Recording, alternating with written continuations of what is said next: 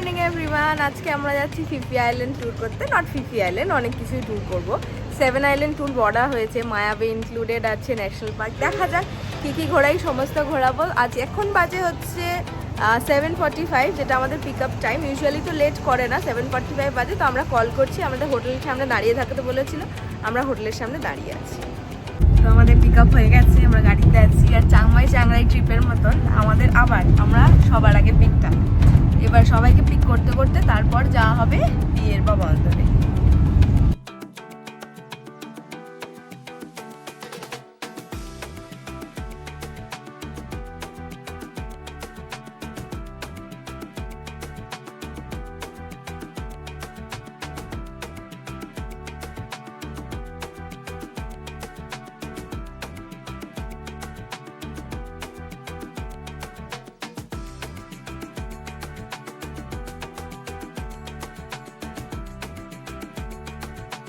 তোমরা চলে এসছি পিয়ারে।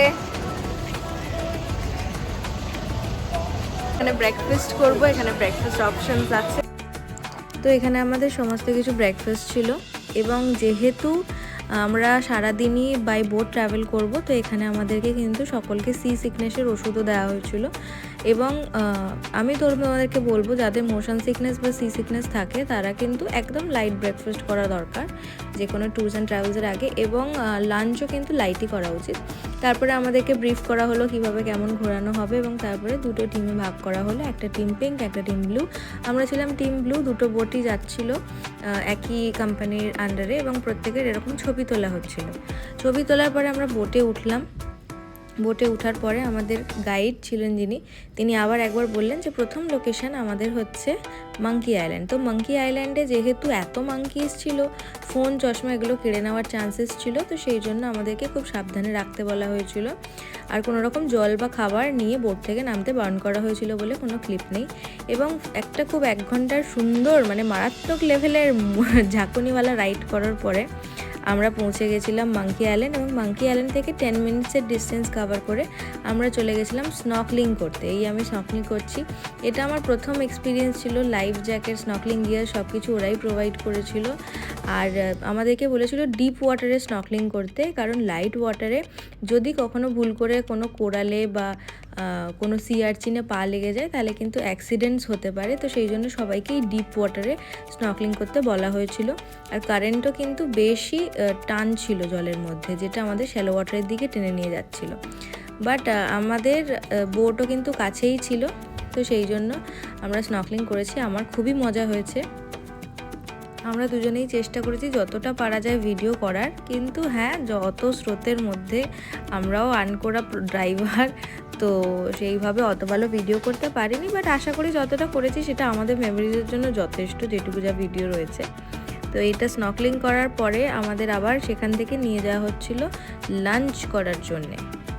তারপরে আমরা চলে গেছিলাম এখান থেকে বোটে করে মাত্র কিছুক্ষণের ডিস্টেন্সেই লাঞ্চ করার জন্য। এই লাঞ্চটাও কিন্তু আমাদের প্যাকেজের মধ্যে ইনক্লুডেড ছিল, এবং এটা ছিল ফিফি আইল্যান্ডেরই একটি আইল্যান্ড। এবং এটাও খুব সুন্দর একটা আইল্যান্ড ছিল, যেটা মেন ফিফি আইল্যান্ড আর কি। এখানে কিন্তু কোনো গাড়ি বা কিছু চলে না। তো তোমরা যদি থাকতে চাও পুরোটাই তোমরা পায়ে হেঁটে ঘুরতে পারো। আর যে কোনো হোটেল থেকে কিন্তু ওই ঠেলাগাড়ি টাইপের গাড়ির ব্যবস্থা থাকে লাগেজ নিয়ে যাওয়ার জন্য। তো আমরা যেখানে খেতে এসেছিলাম এখানে একটা বড় বুফে চলছিল, মানে অন্যান্য ট্যুর গ্রুপ থেকেও লোকজন এসে খাচ্ছিল। খাবার দাবারও বেশ ভালো ছিল। আমরা খুব একটা বেশি খাইনি, কারণ তারপরে এখনও আমাদের ট্রিপটা কিন্তু 50%-এর বেশিই বাকি ছিল। তারপরে আমাদের নির্দিষ্ট টাইম অনুযায়ী আমরা আবার মিটিং পয়েন্টে চলে এসেছিলাম মিট করার জন্য গাইডের সঙ্গে। এবং এখানেরও যে লোকেশানটা দেখছো, এই লোকেশানটাও কিন্তু খুব সুন্দর, কম্প্যারেটিভলি একটু এক্সপেন্সিভ। তো তারপরে আমাদের আবার ট্রিপ কন্টিনিউ হয়। এখান থেকে আমরা যাচ্ছিলাম ভাইকিংস কেভ দেখতে। এটা ভাইকিংস কেভ। এখানে কিন্তু আগে মানুষজন আসতো হয়তো, আই ডোন্ট নো, কিন্তু এখন অবধি মানুষজন যায় পাখির বাসা কালেক্ট করতে। পাখির বাসা কিন্তু এক ধরনের খাবার ডেলিকেসি, একটা পার্টিকুলার পাখির বাসা, তো ওটা কালেক্ট করতে যায়, বাট মানুষের যাওয়া অ্যালাউড না। তারপরে আমরা ইন্ডিভিজুয়ালি আবার বুক করেছিলাম লং টেল বোটের ট্রিপ। এটাতে আমরা গিয়েছিলাম ফিলে লাগুন বলে জায়গাটা, যেটা আমাদের বোটের পুরো ট্রিপটা ছিল সেটা কিন্তু ফিলে লাগুন বলে জায়গাটায় নিয়ে যেত না, এবং এই ফিলে লাগুন বলে জায়গাটাতে আমরা আলাদা করে বুক করেছিলাম। এটাও কিন্তু 6 জনের একটা লং টেল বোট আমরা শেয়ার করেছিলাম, যেখানে আমাদের পার হেড 400 বাত করে পড়েছিল, মানে আমাদের টোটাল 800 বাত। এই লাগুনেও কিন্তু আমরা ইন্ডিভিজুয়ালি অনেকটাই টাইম স্পেন্ড করেছিলাম। ইভেন ওখানে জল স্থির থাকার জন্য আমাদেরকে সুইমিংও করতে দিয়েছিল, আমরা সুইমিংও করেছি।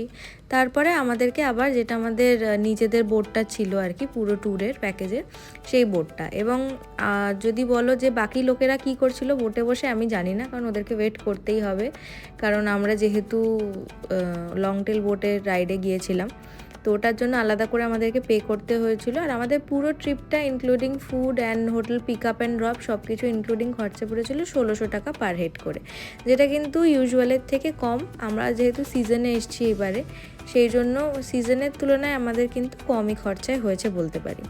তারপরে এই ফিলে লাগুন থেকে বেরিয়ে আমাদেরকে আরেকবার ভাইকিং কেভসটা একদম সামনে থেকে ঘুরিয়ে এনেছিল, কারণ লং টেল বোট একটু শ্যালো ওয়াটারেও চলতে পারে, এবং আমাদের বড় যে স্পিড বোটটা ছিল সেই স্পিড বোটটা অত শ্যালো ওয়াটারে যেতে পারতো না।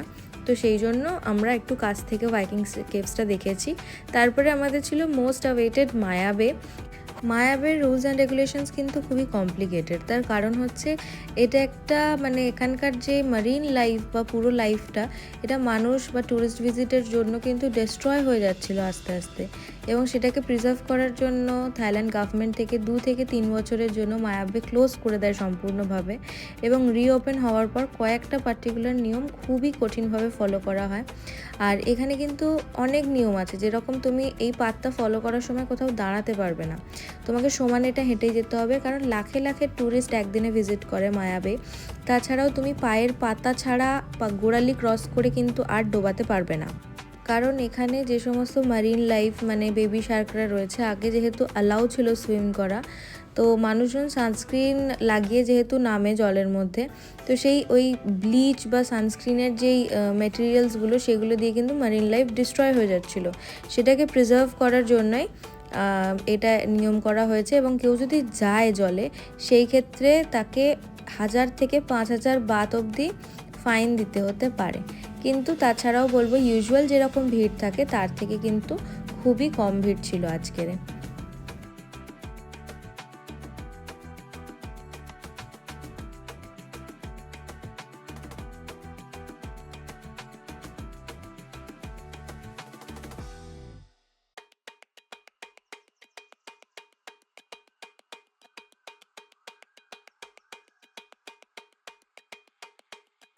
তো আমাদের মায়াবে ভিজিট করার পরে আমাদের লাস্ট স্টপ ছিল খাই আইল্যান্ড। খাই আইল্যান্ড কিন্তু একদমই ফুকেটের কাছে।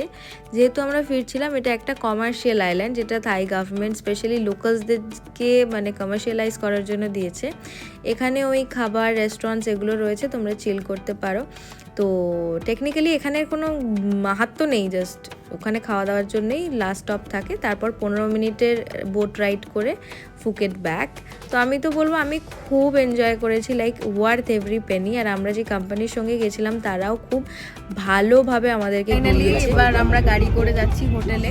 এতক্ষণ কোনো ভয়েস দিইনি, তার কারণ হচ্ছে সারাদিন আমাদেরকে একটা প্রোটেক্টিভ কাভারের মধ্যে ফোন রাখতে বলেছিল, যেহেতু জলের এত ছিল। চলো হোটেলে যাওয়া যাক, খুব ভালো এনজয় হয়েছে।